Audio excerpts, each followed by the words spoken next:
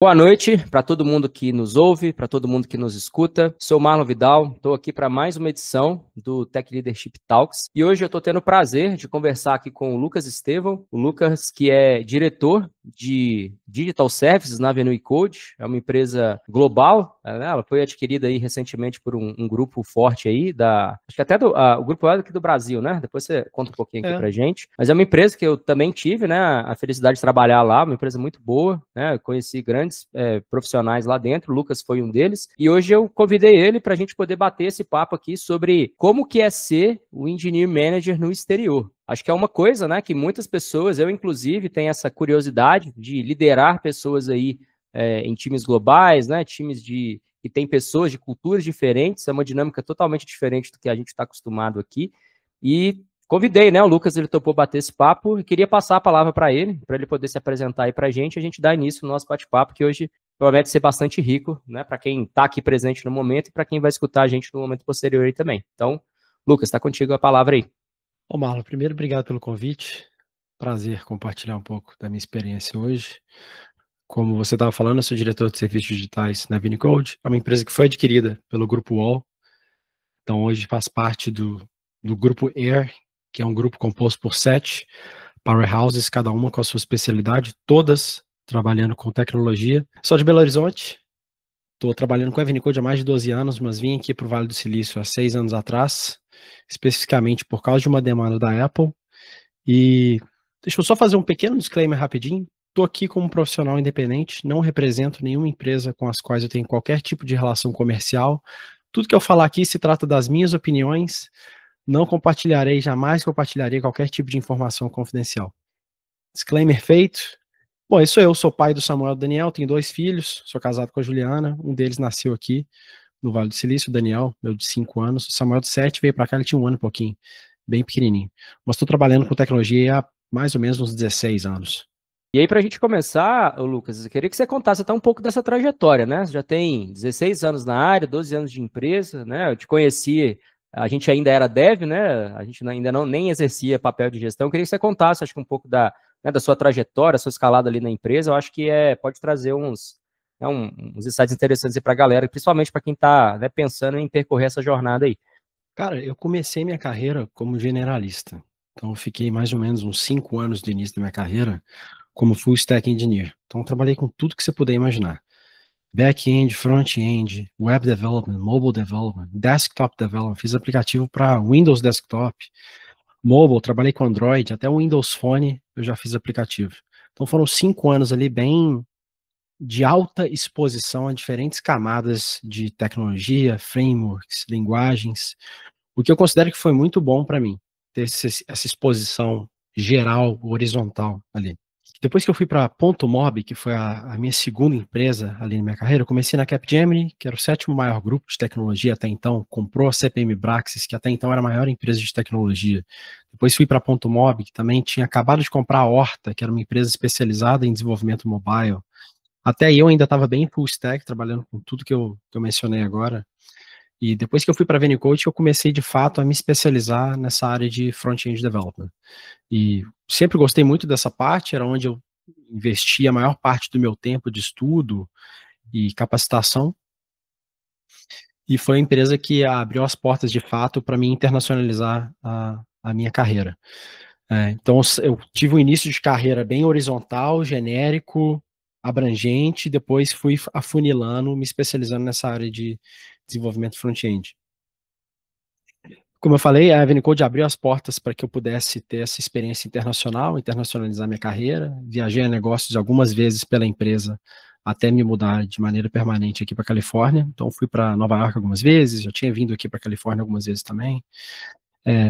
E dentro da empresa, o interessante de você trabalhar com consultoria é que cada vez que você tem a possibilidade de trabalhar com diversos clientes, né? Muitas vezes você está num cenário de troca de clientes. Você está trabalhando com um cliente hoje, amanhã você pode estar atendendo um outro cliente diferente. Então, é como se você estivesse trabalhando com uma empresa completamente diferente. Apesar de eu permanecer ali dentro daquele guarda-chuva de Avenicode, cada cliente que eu participei tinha as suas peculiaridades em termos de tecnologia, metodologias de trabalho, se era ágil, se era waterfall, qual framework ágil que era utilizado, ou a metodologia em si, a tecnologia, né, o technical landscape ali todo. Eu sempre procurei ter um senso de ownership em todo projeto que eu participei. Então, apesar de que muitas vezes eu estava ali alocado como software engineer, eu tinha aquela consciência, aquela vontade de tomar conta de tudo que envolvesse ali meu projeto e fazer um pouco mais do que era a expectativa para mim. Então, rapidamente, eu era identificado ali como potencial líder e acabava sendo alocado como um líder técnico, até que, eventualmente, a empresa pudesse me reconhecer como technical manager e então trilhar esse caminho para vir aqui para os Estados Unidos, já como gerente técnico e, como eu falei, atuar na Apple. Esse é um high level, assim, bem overview, mas eu posso deep dive em qualquer etapa aí, se fizer sentido para o pessoal. Legal. Eu acho que, né, até antes da gente, né, começar a falar um pouco, né, de gestão técnica mesmo no exterior, acho que uma coisa legal de talvez você contar um pouco pra gente. Você falou muito disso, né, de tipo assumir, né, o ownership ali do projeto que você estava, né, e ser identificado como essa liderança.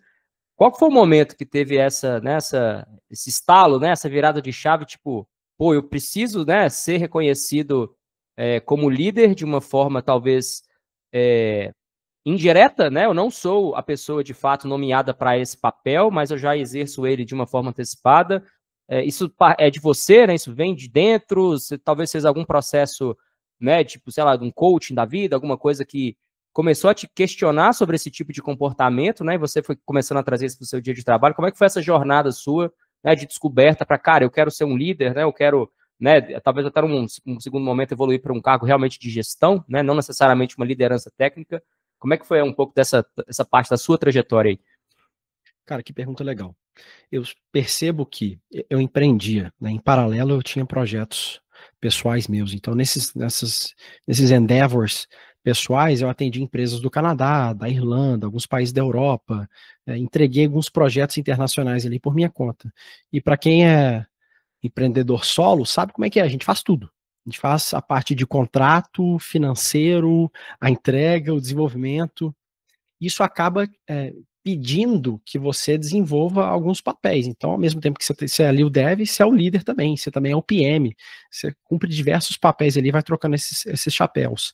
Então, eu sinto que essa experiência como empreendedor fez com que eu me desenvolvesse em áreas que naturalmente eu não teria me desenvolvido onde eu estava ali como desenvolvedor. Isso é um ponto.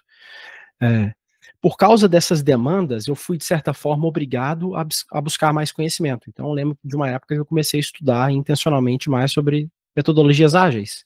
Cheguei até a tirar a certificação do Scrum Master, da Scrum.org, porque eu sentia a necessidade de ter aquele conhecimento mais aprofundado. Mas teve realmente uma vez que me deu, que foi um estalo. Eu estava trabalhando com uma empresa, um grande retail americano, e já tinha alguns meses que eu estava nesse projeto e eu estava eu tinha esse comportamento, esse senso de ownership mesmo, de eu faço parte do todo e de me responsabilizar por tudo, da entrega até o final, e de me envolver com coisas que não eram parte do meu escopo.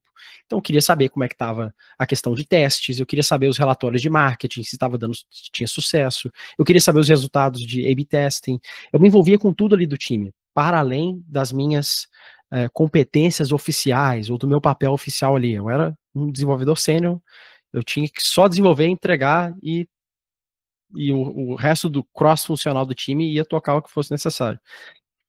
Mas teve um dia que a pessoa que até então era o technical manager que estava cuidando daquele time, me chamou para uma reunião, e a conversa foi mais ou menos assim: olha, Lucas, esse é um projeto muito importante, um projeto de muita visibilidade, a gente está gostando muito da sua atuação aqui, apesar da gente não ter um tech lead nesse projeto. Está claro para todo mundo que essa função está sendo cumprida por você, e eu só quero que você continue agora de forma oficial a cumprir esse papel.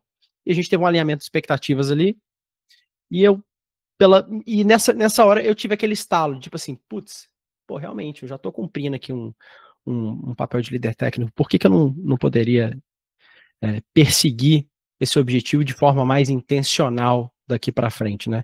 Esse foi um momento de estalo, de enxergar isso como uma possibilidade, de ser uma virada de chave mental, de passar a perseguir esses objetivos de maneira mais intencional, de ter realmente um plano. Pô, estou exercendo esse papel agora, qual que é o meu próximo plano?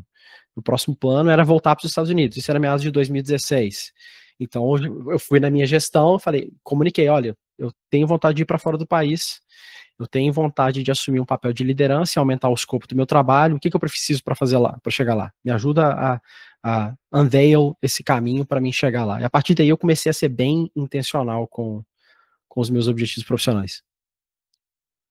Legal, cara. E só, né, acho que um comentário também sobre o que você falou.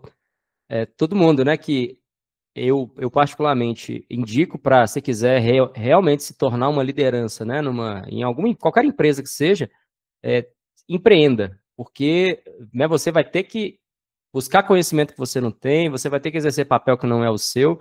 Você, no final das contas, você é responsável, né, por tudo que acontece, certo ou errado, foi você, não foi você que fez, a responsabilidade continua sendo sua. Então, isso acaba gerando, acho que um senso, literalmente, de responsabilidade totalmente diferente, né, de qualquer outro papel que você já tenha exercido em qualquer empresa na sua carreira. E isso vai te dar uma bagagem que empresa nenhuma, né, vai conseguir te trazer. Por quê? Se der certo, é culpa sua, se der errado, é culpa sua também. E quando você traz, né, esse senso, né, de dono ali que você criou com o seu negócio, né, pelo menos com a tentativa, quando você traz isso para dentro de uma empresa, né, uma média, uma grande empresa, assim, é disparado, né, a diferença que você tem, né, em relação às outras pessoas que trabalham ali com você, e naturalmente, né, você absorve esse papel de liderança, você é reconhecido de uma maneira mais rápida, né, não que necessariamente seja até de propósito, né, mas, cara, faz parte do seu perfil, né, e as pessoas entendem isso, eu acho que né, realmente é um grande diferencial, sabe, eu particularmente dou preferência para pessoas que têm histórico empreendedor, porque realmente, né, não é para qualquer um, e realmente é um diferencial. É porque não tem para quem Legal, passar a então bola, vamos. né? Quando você está empreendendo ali, é você e você mesmo. Numa estrutura convencional de empresa, pô, deu um problema aqui, normalmente o que o desenvolvedor faz? Ou qual que é o pensamento? Qualquer coisa eu passo para o tech lead aqui, o tech lead resolve a bomba. Eu acho que a ideia é você abraçar um comportamento que te torna responsável, como se o tech lead não tivesse lá. E se o tech lead não tivesse lá, você daria conta? O que você faria? Você comunicaria com outras pessoas? Qual que seria o caminho que você iria traçar se você fosse o único responsável por garantir o sucesso dessa entrega? Sacou? É um comportamento bem diferente. Exatamente. E aí, até para a gente entrar, né, começar a entrar aqui, de fato, no tema principal, queria que você trouxesse uma perspectiva, né, de como que é realmente, né, liderar, né, pessoas e times de tecnologias num âmbito internacional, né? Se quiser trazer, né, um pouco aí das suas vivências, das suas experiências, você teve, né, vivência com pessoas daqui, né, puramente do Brasil, né, já hoje tem com pessoas distribuídas aí. Conta um pouco da sua experiência, né, o que que você enxerga e como que você vê principalmente as diferenças, né? Para depois a gente começar a explorar outros tópicos aqui. Acho que esse é um bom para a gente começar. Cara, que legal falar sobre isso. É um assunto que me interessa bastante. É um dos assuntos que eu mais consumo conhecimento hoje em dia, é a liderança, e eu espero poder contribuir com a minha experiência aqui. Sem dúvida nenhuma, é muito diferente você estar num cenário internacional, onde você está lidando com time zones diferentes, culturas diferentes, o que implicitamente traz formas de se comunicar diferentes, do que você estar no mesmo país, com pessoas da mesma cultura, dentro de um mesmo parâmetro ali. Então, é desafiador de imediato pela questão do idioma. Uma das coisas que eu percebi é que como a sua comunicação faz diferença para que as pessoas te ouçam e te respeitem, para que você conquiste confiança. Eu lembro que eu recebi o feedback de uma gestora, provavelmente 2 anos atrás, e ela estava falando sobre problemas que ela teve com brasileiros que estavam imersos no ambiente ali de nativos falantes de inglês. E ela me trouxe um exemplo, que o brasileiro ele tem mania de, por exemplo, usar o doubt, a palavra doubt, dúvida, como pergunta. Então, por exemplo, uma frase comum que sai é "Do you have any doubts?", que quer dizer, você tem alguma dúvida, algum questionamento, ao invés de perguntar "Do you have any questions?". E elas têm conotações completamente diferentes. Quando você pergunta assim, "Do you have any doubts?", você está você está criando uma challenge, você está challenging aquilo que está exposto ali. E para quem ouve, ele vai sentir aquilo que está sendo dito. Muitas vezes ele não vai considerar, pô, esse cara não é nativo, um falante da língua inglesa. Ele simplesmente vai sentir aquilo que a palavra representa para ele. Isso pode acabar gerando conflito. E eu tô vendo a Yasmin comentar aqui que ela já aprendeu essa. Exatamente, ela comentou aqui que você está duvidando. Doubt é sobre dúvida, é um questionamento.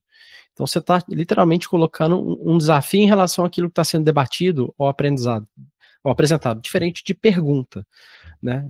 Se tem alguma pergunta, ou seja, eu não estou questionando o que está sendo debatido ou apresentado, eu estou abrindo para perguntas, dúvidas, no sentido de trazer um esclarecimento. Então essa questão da língua falada, sem dúvida é um desafio.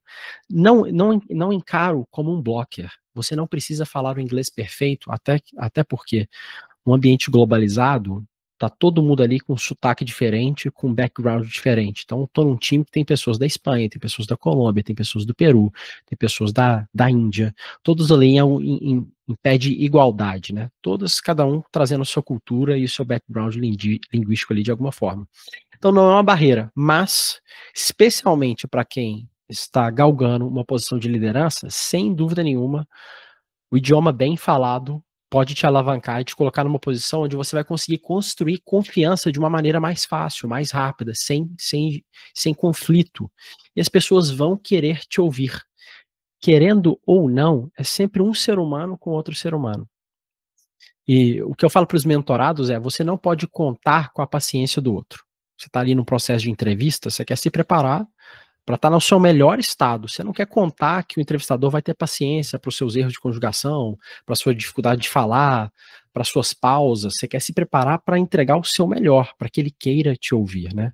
Invariavelmente, as pessoas, de modo geral, foram, pelo menos na minha experiência, foram bem receptivas. A primeira vez que eu fui para os Estados Unidos, eu senti que eu ainda tinha muita dificuldade para me comunicar, apesar de que eu já tinha estudado inglês, completado um curso, mas foi uma experiência que foi essencial para que meu inglês se alavancasse, cara. Foram 2 meses de Estados Unidos ali, minha primeira experiência. Eu cheguei com o inglês num nível e saí com ele com um nível muito mais alto em termos de fluência, competência para ouvir, gramática, em todos os aspectos. Entender o que é o inglês de escola para o inglês real ali, do dia a dia, do trabalho, introdução de novos vocabulários, porque o dia a dia no trabalho não é sobre tarefas no Gira e problemas de código. Você entra numa reunião com seus liderados, eles vão compartilhar muitas vezes algo pessoal que está acontecendo na vida deles, um problema pessoal, e essa comunicação vai estar em outro idioma, vai estar em inglês. Então você precisa se expor e criar esse vocabulário diverso, né? Então, dos desafios, que eu acho que é o que a gente estava falando no início, né? O idioma, sem dúvida nenhuma, é um deles. A questão cultural também pesa, e pesa bastante. Você entender como as pessoas recebem a comunicação e como elas escutam aquilo que você tem para se comunicar.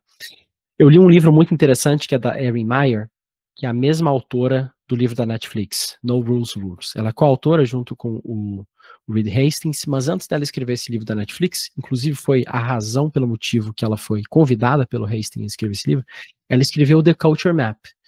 O The Culture Map é um livro que explica, baseado num estudo muito profundo que ela fez, como as culturas se comunicam de forma diferente.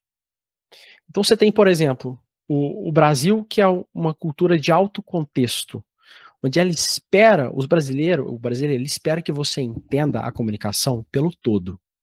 Então o gestor entra, por exemplo, numa reunião para dar um feedback e ele começa, ô Marlon, você tá mandando muito bem, gosto muito de você, você é uma pessoa muito legal, seu trabalho é excepcional, a gente precisa que você chegue no horário nas reuniões, mas cara, você tá mandando muito bem, a gente tá gostando muito do que você tá fazendo.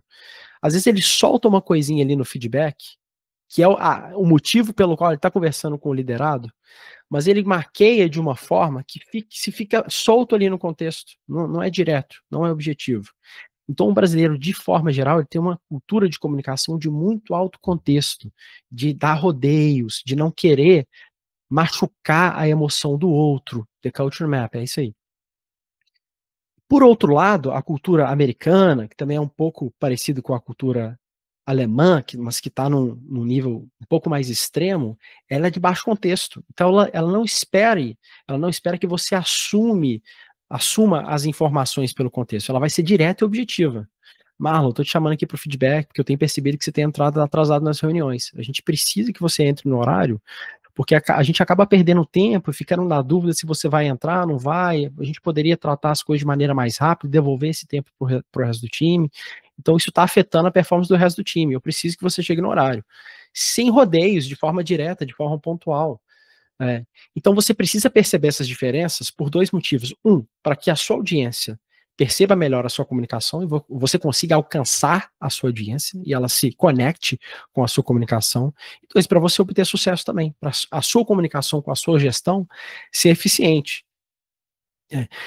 Cansei de entrar em reunião com gestores, assim, com uma pauta na minha cabeça, uma pauta preparada, diversos itens ali para serem debatidos, e gestor, assim, claramente no rosto dele, em outras palavras, cara, me entrega logo o que você quer, que eu preciso sair daqui para a próxima. Então eu aprendi a adaptar minha comunicação a essa realidade diferente. Agora, antes de eu abrir um pouco mais, uma das coisas que eu fiz é adotar o que eu chamo de too long didn't read.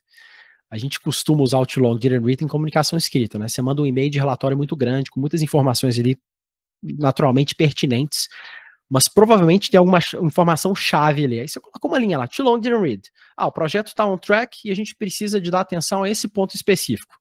O gestor bate o olho ali, aquilo é o crítico para ele. E ele pode decidir se ele vai ler o restante do e-mail naquela hora ou se ele vai repriorizar. Então isso é uma das coisas que eu desenvolvi, que eu aplico no meu dia a dia. Agora, o que eu queria trazer é, você estando num ambiente multidisciplinar, multicultural, é muito importante você ter essa capacidade de adequar a sua comunicação, como eu falei, à sua audiência. Então, eu tenho liderados que são brasileiros, eu tenho liderados que são americanos, eu tenho liderados que são colombianos, peruanos, latinos de forma geral. Eu lido com eles de forma diferente. Até a frequência dos nossos one-on-ones, e se nós temos one-on-ones, é impactado dependendo de onde que a pessoa é, qual que é o perfil de comunicação dela. Brasileiros, mais uma vez, eu estou bem generalizando aqui mesmo, de forma geral, são pessoas mais comunicativas, então valorizam muito o small talk, né? Entrar, falar da vida, o que você fez no final de semana, contar alguma coisa, alguma história que aconteceu, isso de maneira geral, é uma necessidade para o brasileiro. Então, se isso é necessário para eu gerar uma conexão com o meu liderado ali, ou o meu gestor, porventura, e aumentar as chances de eu criar um relacionamento onde haja confiança, eu vou adequar a minha comunicação para isso. Ainda que a minha comunicação natural não seja essa. E eu vou fazendo isso com gestão, liderado, não importa onde esteja, vou adequando de acordo com o perfil de cada um, a cultura de cada um ali. Então, assim, resumindo tudo que eu falei aqui, se eu fosse pontuar dois aspectos críticos, né, de desafios de liderar Brasil, liderar internacional, é o aspecto cultural e de comunicação. Em comunicação, o approach e o idioma em si. Legal, e eu concordo com você, né, até em primeira pessoa, né, todas as experiências que eu tive trabalhando, né, diretamente com pessoas que não são do Brasil, acho que o principal choque que tem é a objetividade, né, das perguntas e das respostas. Às vezes a gente, né, oi, tudo bem, né, quer dar um pouco de contexto, exatamente o que você falou, pegou muito bem, e a pessoa ela vai direto, né, ela vai direto ao ponto, né, não pergunta qualquer outra coisa, né, a não ser aquele objetivo principal. E por não fazer parte da nossa cultura, a gente acha que às vezes é até pessoal, né? Pô, o cara não, né, a pessoa ali não tá me dando, né, a devida atenção, será que eu tô fazendo alguma coisa errada? A gente até se questiona se a gente está fazendo da forma correta, mas, né, a questão da gente entender, né, e adaptar, como você disse, né, na questão cultural, e enquanto gestor, né, mais ainda, né, para você conseguir adaptar, né, tanto a sua comunicação quanto construir, né, essa relação de confiança para fazer as coisas acontecerem. Isso é, inclusive, né, a minha próxima pergunta aqui para você. Né, a gente falou bastante aqui do ponto de vista, né, acho que, né, cultural, de comunicação, mas e do ponto de vista até de entrega e performance, né? Como que você enxerga talvez as principais diferenças, né, e talvez os principais desafios que você teve para poder, né, talvez recuperar, né, uma pessoa que ela não estava performando tão bem, né, ou você tem, às vezes, dar um feedback um pouco mais duro. Como é que você faz, né, para garantir que você tem um time de alta performance, né, multicultural, né, multidisciplinar? Então, isso eu também vejo que é um grande desafio, né, para uma gestão internacional. Então, se você puder contribuir um pouco aí com a gente, eu acho que é um tema interessante da gente poder aprofundar. Antes de falar de alta performance, sem dúvida nenhuma, essa questão de a cultura americana ser focada em resultados é muito impactante. A cultura brasileira, ela valoriza mais o processo e os relacionamentos do que o resultado de forma objetiva. O que isso quer dizer? No lidar com as pessoas no lidar do projeto do dia a dia, o americano, ele vai pautar e priorizar o problema a ser resolvido para que o resultado seja alcançado. O brasileiro, muitas vezes, ele vai debater o relacionamento. Pô, mas você não me ouviu, mas você não me escutou. Ah, mas essa ideia, a ideia é minha, eu quero que a minha ideia seja considerada. O brasileiro tende a valorizar o relacionamento, o processo, o lidar no dia a dia. O americano, ele foca muito no resultado. Então, assim, eu não quero saber como que vocês vão trabalhar, o que vocês vão fazer desde que o resultado seja alcançado.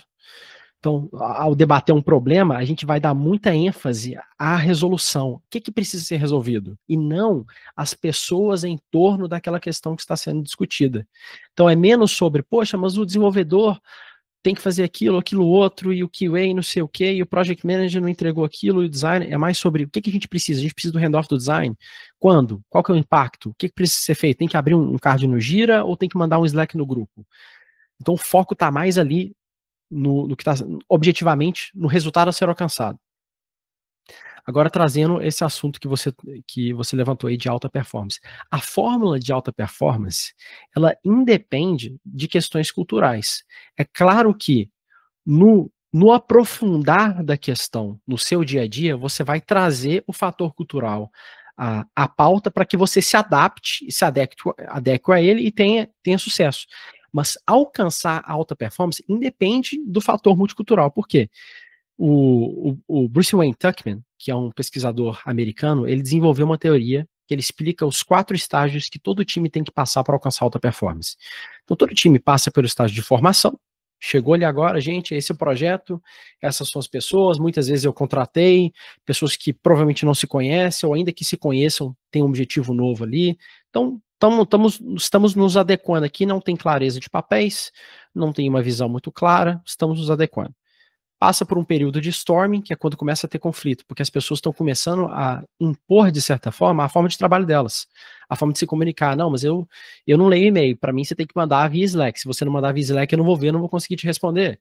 Aí tem um conflito ou outro, e essa situação vai se normalizando, chega no norming. Quando chega no norming, esse time, de maneira geral, ele já tem uma clareza de papéis, ele já tem um propósito mais definido, ele já tem uma visão um pouco mais clara. Esse time começa a alcançar maturidade para chegar no pico de alta performance. Quando ele chega no pico de alta performance, esse time precisa necessariamente de ter uma visão clara. Então todo mundo precisa saber aonde que todo mundo está indo. Eles têm um objetivo em comum ali. O objetivo é o mesmo para todo mundo. Não tem diferença de objetivos. É um time. O QA não pode estar só preocupado em abrir bug, nem o dev só em empurrar código. Eles têm que ter um objetivo comum, compartilhado ali. Esse time precisa ter autonomia para entregar. E esse time, quando ele alcança alta performance, ele está entregando um grande número de deliverables, ele está fazendo uma entrega grande em termos de quantidade de volume mesmo, de trabalho importante e com sinergia. Por que sinergia é tão importante? Porque senão esse time invariavelmente vai alcançar o 5º estágio, que é a journey. Ou alguém vai sair, alguém vai ter um burnout, alguém vai ter um conflito ali, vai ter que ser recolocado em algum lugar, ou alguém vai ser mandado embora, o que acontece. Então, assim, a alta performance, ela pede isso, um time que tem autonomia, entregue um grande volume de trabalho importante com sinergia, tem uma visão clara ali, tem um objetivo comum. Agora, para que esse time tenha sinergia, eu preciso que esse time tenha confiança. Confiança na liderança, eu sou aqui a liderança, e confiança entre eles, né? Para que eles possam trabalhar juntos e trabalhar bem. E existe uma fórmula de confiança que eu gosto muito, que a confiança é igual a credibilidade, mais confiabilidade, mais intimidade, dividido por auto-orientação. Então, credibilidade, confiabilidade, intimidade, dividido por auto-orientação. Auto-orientação é o quanto eu estou orientado a mim mesmo. Eu vou dar um exemplo. Todo dia eu pego a minha pull request lá como desenvolvedor, que precisa ser revisado, mando pro meu colega e falo, revisa aí para mim. Revisa aí para mim, revisa aí para mim. Aí quando ele manda para mim, eu não respondo ele. Ou seja, eu tô preocupado só com o que é meu. Só com eu. É diferente de eu chegar e falar assim, cara, como é que você tá aí? Você está precisando de algum apoio? Acabei de fazer minha tese aqui agora. Se puder revisar a minha, se você não estiver precisando de uma ajuda aqui agora, eu já vou puxar outra. Me dá um toque aí se você precisar que eu revise algum pull request seu, etc. Isso vai ajudando a criar confiança. Eu preciso desse fator, de mostrar esse fator como indivíduo para o meu time, que eu estou aqui para todo mundo. Eu não estou só correndo atrás do meu. Então, por isso que é dividido por auto-orientação. Agora, esse fator intimidade, então, de novo, credibilidade mais confiabilidade mais intimidade, ele é importante, ele é um desafio muito grande quando a gente está trabalhando em times remotos, distribuídos, que é o meu caso, por exemplo. Então, hoje eu estou numa situação que eu estou em casa, mas normalmente eu estou no escritório, então eu tenho parcialmente um time ali, especialmente cross-funcional comigo ali presencialmente, mas o meu time direto de desenvolvedores está 100% distribuído. Então, tem pessoas no Brasil, em estados diferentes brasileiros, tem pessoas na Colômbia, tem pessoas no Peru, diversas partes do mundo, literalmente. Já tive pessoas no Canadá, Estados Unidos, enfim. Então, criar esse fator de intimidade é um desafio muito grande. O que eu costumo fazer é gerar oportunidades de maneira intencional para que isso seja gerado de maneira natural também e gradativamente. Então, eu tenho reuniões semanais. É uma reunião de, entre aspas, status, mas que a gente passa metade do tempo falando da vida. Ah, você faz isso, você faz aquilo, pô, vi que você tem um violão aí atrás na sua parede, você toca violão, pô, meu irmão toca violão também. Eu preciso intencionalmente gerar essas oportunidades para que meu time tenha um certo nível de intimidade. Tudo para que no final do dia haja confiança entre o time e a gente possa alcançar esse pico de alta performance. Sem confiança, o time não trabalha com sinergia. Sem sinergia, não tem alta performance. E voltando um pouco ao que eu estava falando lá no início, né? A cultura americana é uma cultura muito pautada em resultado. Um dos grandes impactos que eu tive no Brasil, assim, de forma negativa, eu estava trabalhando para uma empresa brasileira, um cliente brasileiro, empresa bem grande, inclusive, e um desafio que eu topei pegar, porque eu ia trabalhar com uma tecnologia diferente, que eu nunca tinha trabalhado, eu queria colocar aquilo ali no meu currículo, usar aquilo como uma oportunidade de desenvolvimento pessoal também. E a cultura dessa empresa, desse time, era de pessoas sentadas na mesa de 9 a 5 na frente do computador e trabalhando ali, empurrando tarefa para frente. Empurrando tarefa para frente. E eu cheguei a questionar, pô, mas a gente está empurrando aqui, assim, focando muito nessa velocidade, mas a gente não está atento ao resultado final. Se a gente não entregar com qualidade, não interessa. Isso aí vai voltar para a gente em forma de ticket, de bug. O resultado final não vai ser alcançado. Não, mas a gente tem que entregar, a gente tem que mostrar velocidade e vamos para frente. Aí, de cara, eu achei aquilo estranho. Eu vinha de uma sequência de anos ali trabalhando com empresas internacionais. Bem diferente desse modelo. E essa outra questão de, pô, Lucas, você não tá aqui na sua mesa, cara, fica aqui na sua mesa, você tem que estar aqui e tal, não sei o quê, mas, pô, tô no projeto aqui, eu sou o único desenvolvedor desse projeto único aqui, eu reporto, tenho um board, tá tudo em dia, a gente tô cumprindo as sprints, qual que tá sendo o impacto? Não, é porque o time gosta e tal, é bom ficar aqui. Não conseguiram me explicar de maneira objetiva o impacto, nem negativo, nem positivo, de eu não estar ali presencialmente naquela rotina que o time tinha criado. Eu achei aquilo muito estranho, dada a minha experiência com esses projetos internacionais. Voltei, eventualmente, para trabalhar com uma empresa internacional, cultura americana, bem focada em resultado, e a expectativa é totalmente diferente. Ninguém quer saber o que você está fazendo, como que você está fazendo e quando que você está fazendo. Querem saber se você vai entregar aquilo que você se comprometeu a entregar no início. Se a expectativa que foi alinhada, ela vai ser suprida. Então, é uma cultura de alinhamento. Pessoal, começamos o projeto aqui, temos essa sprint, ou seja, qual for a sua métrica ali de entrega. O que vai ser entregue? Isso aqui, esse balde de tarefas aqui. No final, o que vai ser cobrado? Aquilo que foi entregue. Ao longo dessa jornada, espera-se que você tenha autonomia e maturidade para falar, opa, tem um bloqueio aqui, não vou conseguir entregar se o designer não me fazer esse handoff aqui. Opa, estou bloqueado, fiz um cálculo errado aqui, na verdade essa tarefa tem uma complexidade maior, porque a gente tem que integrar com uma API que não tem documentação, precisamos realinhar aqui esse prazo de entrega. Beleza, vamos realinhar aqui então.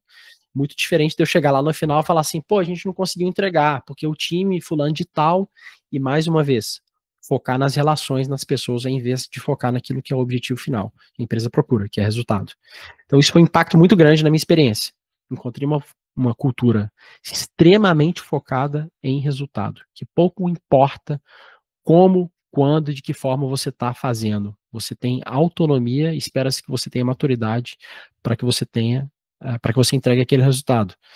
Então a empresa te dá uma plataforma, o melhor equipamento que você precisa, as melhores ferramentas, a estrutura que você precisa para entregar o seu trabalho e focar naquilo que importa realmente, que é o resultado.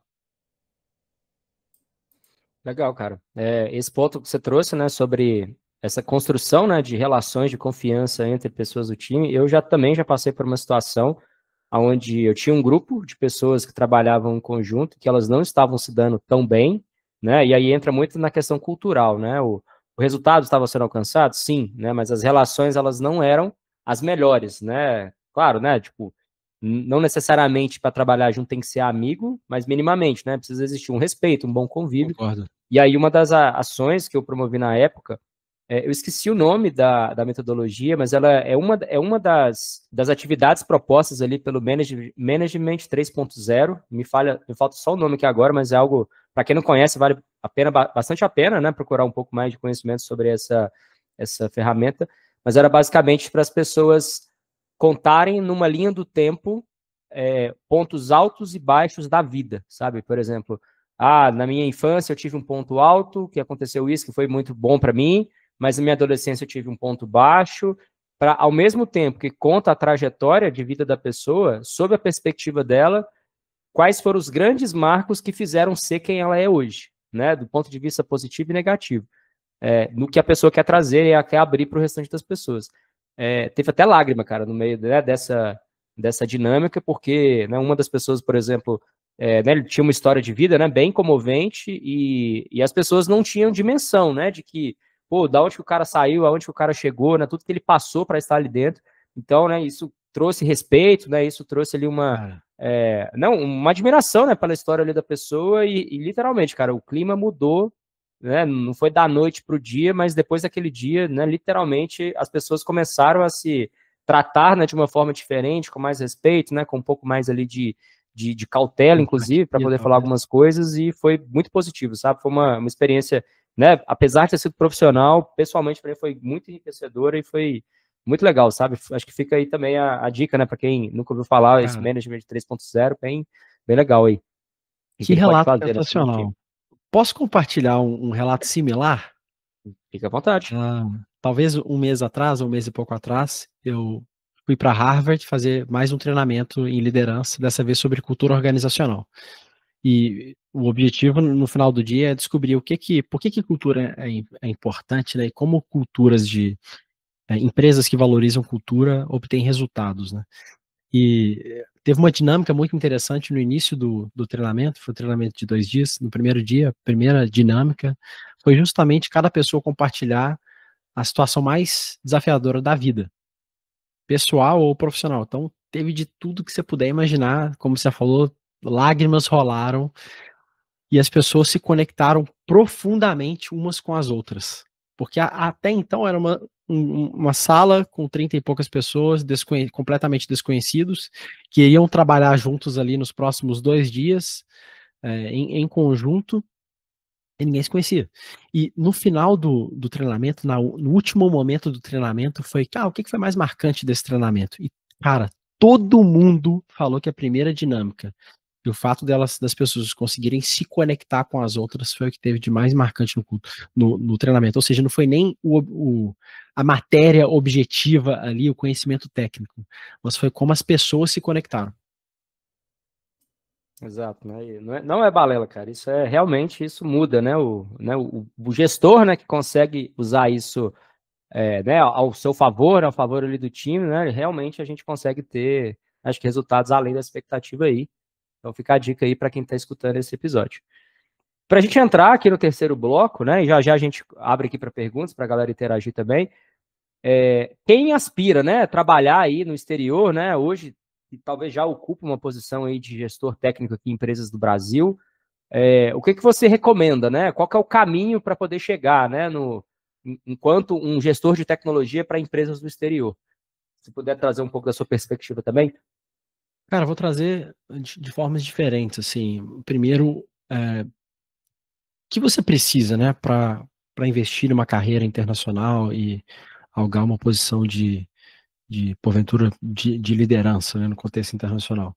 Sem dúvida nenhuma, se eu pudesse falar uma coisa que foi essencial para mim, foi a comunicação.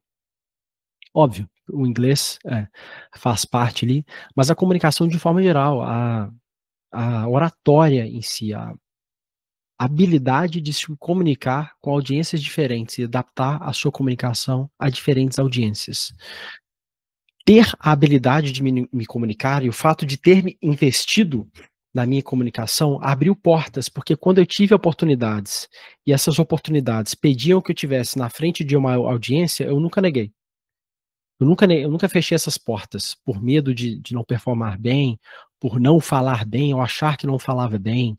Eu assumi que eu jamais estaria pronto, e assim como eu me enxergo até hoje, não estou pronto, não estou 100%, ainda tenho uma longa jornada pela frente, mas eu não vou deixar de encarar nenhum desafio de comunicação, porque cada desafio que eu abraço é mais uma oportunidade para eu desenvolver a minha comunicação. Tudo no final do dia é sobre relacionamento humano. E relacionamento humano acontece através da comunicação. Então, num processo até de entrevista ali, é um ser humano com o outro, é um ser humano tentando transmitir confiança para o outro, tentando fazer com que o outro se sinta seguro de que ele é a melhor pessoa para resolver um problema para ele.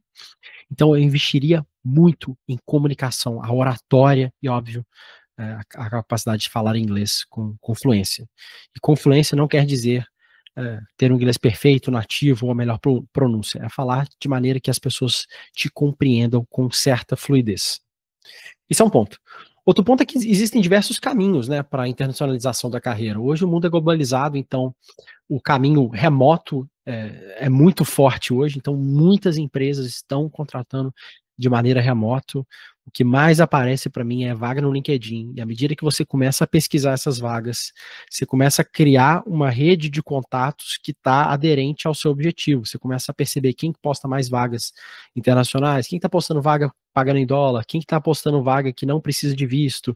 Você vai adicionando essas pessoas e vai curando a sua rede para isso. Aí acaba descobrindo grupos fechados, muitas vezes, totalmente focados nesse aspecto, vagas internacionais, trabalho remoto e etc. Então, sem dúvida nenhuma, esse é um dos caminhos. Outro caminho é a pessoa tentar o endeavor mesmo de mudar, né? Que muita gente, os Estados Unidos não é o único caminho, é o caminho que eu escolhi, então por isso que eu estou focando tanto em Estados Unidos. Existem diversos caminhos, tem pessoas que vêm como estudante e depois que estão aqui bancando os estudos, o que muitas vezes é um desafio financeiro, mas conseguem um visto de trabalho enquanto estudam. Tem pessoas que vêm com o tradicional visto H1B, que é um visto de trabalho, que é emitido por uma empresa, que ele acontece todo 1º de abril, todo ano, 1º de abril, acontece o sorteio dele. Um fator interessante é que se você tiver mestrado, você tem maiores chances de estar nesse sorteio, porque na verdade você participa de um sorteio específico para quem tem esse tipo de graduação. Tem o visto L, que é um visto de transferência, então empresas que têm nos dois países, no Brasil e nos Estados Unidos, elas conseguem aplicar para um visto de transferência, desde que você esteja há mais de um ano na empresa. Foi o visto que me trouxe para os Estados Unidos, inclusive. Existe o processo de você pleitear o Green Card, que é o documento que te dá a permanência permanente de maneira direta, através do N2NW, EB2NW, talvez eu esteja falando o acrônimo errado, mas enfim. Pesquisarem, vocês vão achar Green Card, processo direto, vocês conseguem. Tem um visto O de altas especialidades, então quem publicou artigo, quem tem alguma notoriedade naquilo que faz, consegue pleitear o visto O, diversas possibilidades ali. O caminho que eu trilhei foi procurar uma empresa internacional, que no caso foi a Venicode, manifestar o meu objetivo, ou seja, eu tinha um plano para chegar lá, eu estava investindo no meu inglês, investindo na minha comunicação, investindo nas minhas competências técnicas, deixei isso muito claro para a minha liderança, para quem tinha poder de impacto nesse plano, quem tinha poder de decisão, e, cara, persegui isso de forma muito intencional, muito, muito objetiva e muito persistente também.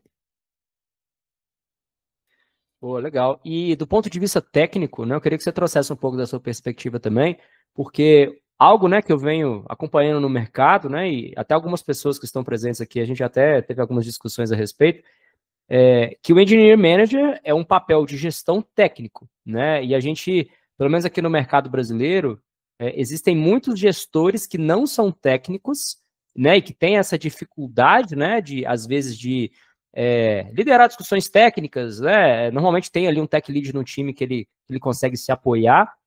ao mesmo tempo que existem gestores que são técnicos, né, que vieram de uma carreira técnica, assumiram o papel de gestão, mas ainda assim, né, a competição e as próprias entrevistas, né, exigem conhecimentos que mesmo quem é técnico fica, né, um pouco sem saber, não, às vezes está desatualizado, né, às vezes não entende, né, que está com conhecimento afiado, talvez ali para poder concorrer àquela vaga.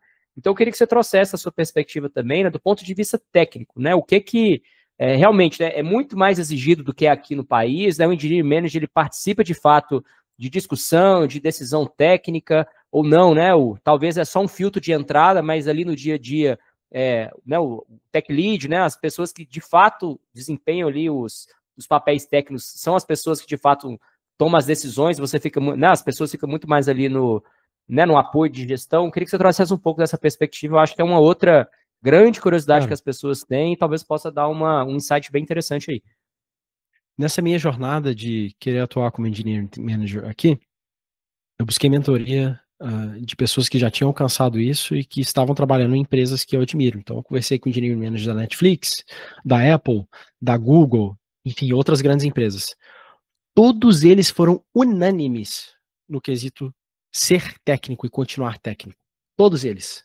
Todos eles me aconselharam a continuar técnico, a ser técnico e não deixar o técnico de lado. Apesar de que o aspecto de gestão é extremamente importante, essencial para exercer essa função, eu acredito que eu só consegui chegar aqui e passar a exercer essa função porque eu continuo sendo uma pessoa muito técnica, então eu consigo debater de igual com o meu time técnico ali. Eu não estou ali para codificar mais, então eu não estou mais pegando um card do Gira para fazer código, mas eu tenho competência para fazer um code review, para determinar, para tomada de decisão técnica, para entender o impacto de determinadas decisões. Isso me posiciona não só como diferencial, mas um essencial para exercer essa função.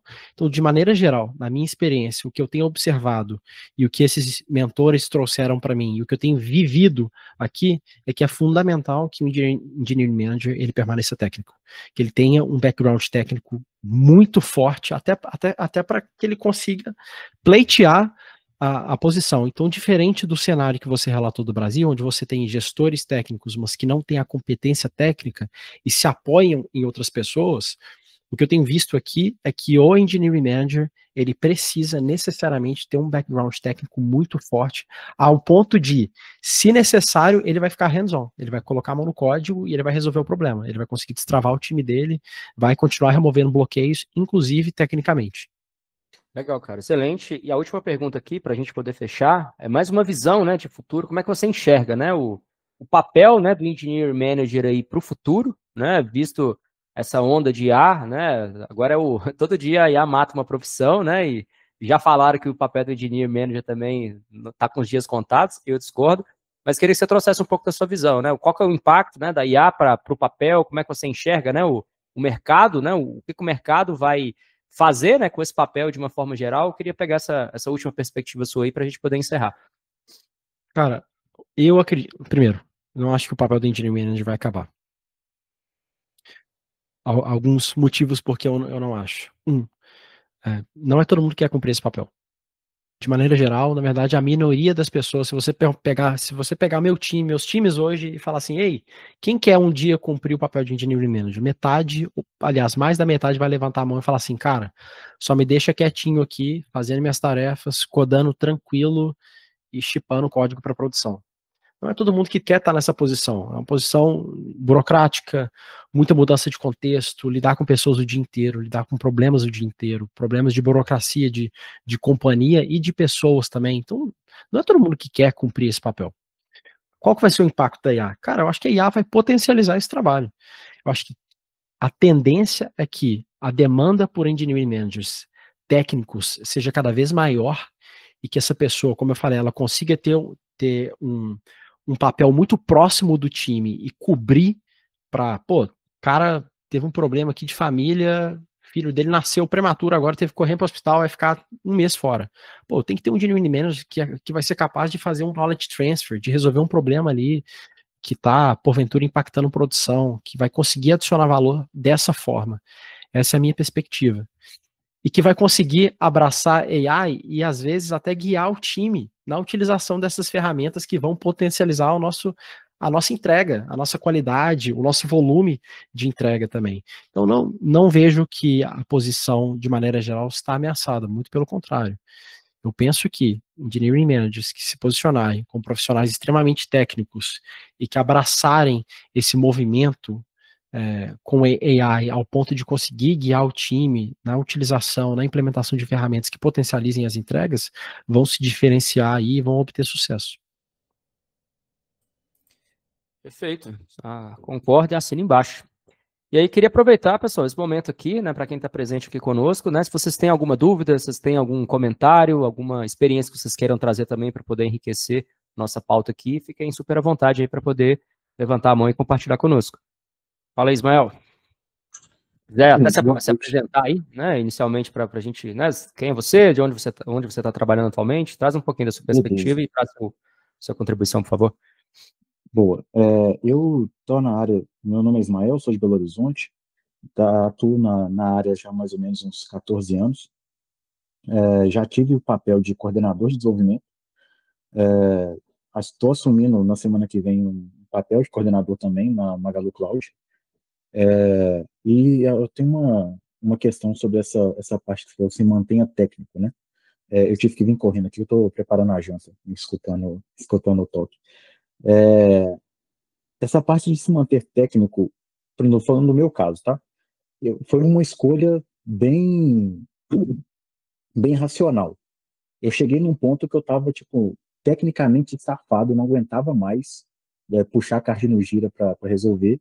E eu vi que eu tinha uma facilidade em lidar com pessoas, em resolver problemas, essa parte burocrática, então eu direcionei minha carreira para isso. Eu tive uma experiência de liderar um time altamente sênior, então eu não tinha essa carga técnica muito grande, mas eu tinha o poder, eu tinha a responsabilidade de validar aquilo que era me passado, né? Então, assim, a parte arquitetural, eu acredito que eu consegui, continuo mantendo. Mas o hands-on mesmo é uma coisa que eu tô fora. Então, assim, nessa transição, né, eu fiquei um tempo fora do mercado, mas aí é assunto para outro talk. Eu acabei assumindo uma arquitetura do zero, né, de um sistema em Java e tal, que era meu background, e eu meio que foi uma forma que eu consegui fazer também de retomar esse gosto, né, pela coisa mais técnica. Mas, assim, eu consigo entender que o meu papel hoje, arquiteturalmente falando, ele é mais impactante do que o dev mesmo no dia a dia, sabe? Então, assim, o se mantenha técnico, ele acaba tendo um pouco, tipo assim, como é que eu falo? É técnico, mas, assim, em quais termos? É uns termos mais arquiteturais? Por exemplo, nessas últimas entrevistas que eu participei de System Design, eu consegui ir bem em todas. Mas eu não tive que pôr a mão no código, sabe? A gente Sim, teve que sem dúvida. trocar uma ideia arquitetural ali mesmo. Assim, dificilmente a gente vai conseguir keep up com aquele staff developer que tá comendo código todo dia. Não tem como, cara, tudo que o cara faz todo dia é escrever código, olhar para código e pesquisar código e ter problema com código, que ele vai se desenvolver com aquele problema que ele está enfrentando, enquanto a gente está resolvendo conflito de pessoas, né? Não tem como a gente keep up no mesmo nível, e eu não penso que essa é a expectativa. A forma que você descreveu, como alguém que tem uma noção arquitetural, de design system em alto nível muito boa, acho que é perfeito, assim. Eu iria um pouco além disso. Alguém que consegue troubleshoot um problema. Pô, estamos com um problema aqui. Você consegue rodar o código aqui, debugar ele, identificar o problema? Pô, o problema está aqui. Beleza. Desenvolvedor, achei o problema é esse aqui. Toca aí para mim. Pode priorizar esse aqui, que isso aqui é um problema crítico.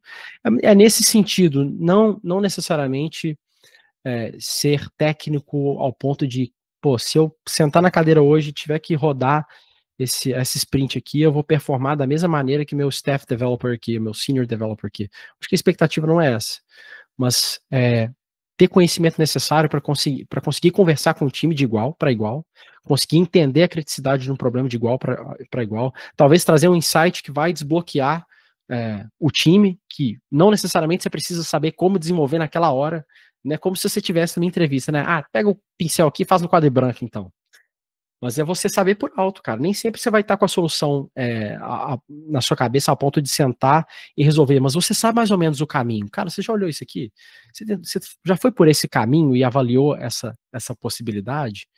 Sacou? É claro que, assim, quanto mais técnico formos, mais seguros estaremos do ponto de vista de mercado de trabalho, melhor posicionados estaremos. Mas, por outro lado, é muito difícil você lidar com tudo que uma pessoa numa posição de gestão tem que lidar no dia a dia, com mudança de contexto constante. Normalmente, a gente não tem aquele tempo de qualidade necessário para fazer uma entrega de código.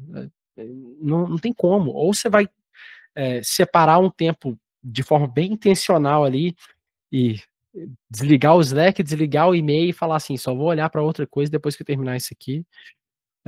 Ou você vai continuar naquele modus operandi ali de mudança de contexto contínuo, que normalmente é o que é pedido de pessoas nessa posição, né? Concordo, né? Tá trazendo um pouco aqui da minha perspectiva. Também vejo muito nessa linha, Ismael, de né, o se manter técnico é saber olhar, né, para o problema, né, saber olhar para discussões e ter repertório, né, para poder julgar se aquilo é viável, se aquilo é factível, e não necessariamente, como o Lucas falou, se você ser a pessoa que de fato vai colocar, né, a mão no código para poder resolver. Se necessário, né, acho que essa abordagem que o Lucas trouxe aqui, né, ela é realmente muito válida, né, de executar o projeto, né, de identificar talvez onde esteja o problema, entendendo o contexto, mas acho que principalmente para conquistar, né, acho que a confiança das pessoas de que tem alguém que entende o que está sendo falado, né, e não necessariamente o que uma pessoa técnica, né, que não seja o gestor, vai colocar como uma verdade inquestionável, sabe? Eu acho que realmente esse é algo, né, para manter, né, acho que a régua sempre elevada. E falando particularmente, né, da minha experiência aqui, eu já tive um período na minha carreira que talvez eu tive a mesma sensação que você. Cara, eu não aguentava mais ter que estudar tecnologia nova, ter que ficar desenvolvendo card. Chega uma hora que a gente, né, chega no teto, assim, da nossa a carga cognitiva, cara. É tanto conhecimento que você tem que ficar colocando para dentro que tem uma hora que dá uma estafa. Mas hoje em dia, por exemplo, eu até sinto saudades, né, de separar um período, né, que eu consiga ter ali um momento de concentração, que eu consiga desenvolver alguma coisa, pensar na arquitetura, implementar os componentes, né, fazer eles comunicarem entre si. Mas a gente vê, né, que a gente, né, à medida que a gente vai evoluindo na carreira, a gente começa a ter tantas habilidades, né, tanto técnicas quanto comportamentais, quanto de comunicação, que você mesmo cai na real de que você fica subutilizado se você continuar, né, somente ali como um entregador de código, como desenvolvedor. Então, né, acho que para quem realmente gosta, né, acho que é válido, né, de tempos em tempos ter essa experiência hands-on, né, principalmente com tecnologias que te interessam, né, porque aí você vai ter essa vontade implícita, né, de realmente querer entender e agregar isso ali para o seu leque de conhecimento, mas do contrário, cara, minimamente se manter atualizado, né, o que está saindo no mercado, né, exemplo, hoje IA, como que a IA pode fazer parte do processo de desenvolvimento, como que a IA pode ajudar, né, talvez ali na proposta de valor do produto que você é responsável. Então, acho que é isso, né, que o Engineering Manager hoje, tecnicamente falando, ele precisa se manter atualizado, né, e concordo de novo com o que o Lucas falou, experiência hands-on, né, lado a lado ali com quem realmente respira aquilo 24 horas por dia, cara, é irreal, sabe, não dá para contar com isso e é zero sustentável, né, são papéis diferentes, a gente tem que saber o nosso papel também. Mais alguém? Respondido, Ismael? Respondido sim. Uma das coisas, depois de várias entrevistas que eu fiz, né, nessa minha retomada no mercado, é que sim, vocês precisam de um líder que por acaso programe ou de um programador que por acaso lidere.